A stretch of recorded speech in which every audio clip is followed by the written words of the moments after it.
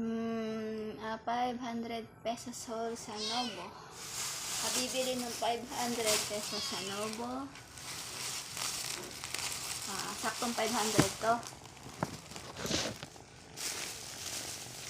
I got a white t-shirt, medium size na slim fit.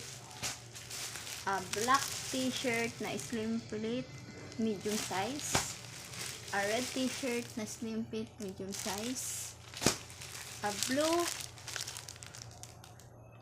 t-shirt na medium size.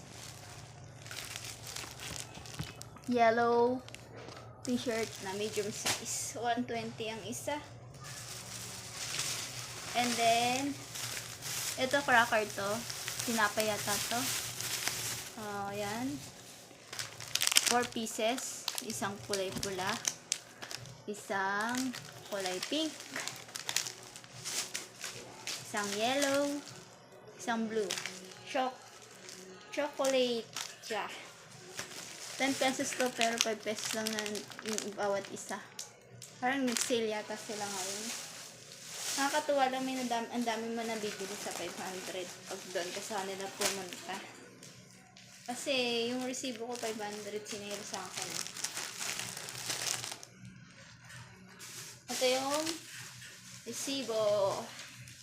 Total ng 500. Ito sa damit. Ito sa tinapay. Tinapay yata to pero hindi ko pa na-try kung anong lasa nito. I hope masarap. Nakakatuwa lang, dami mong bibili sa 500 pesos.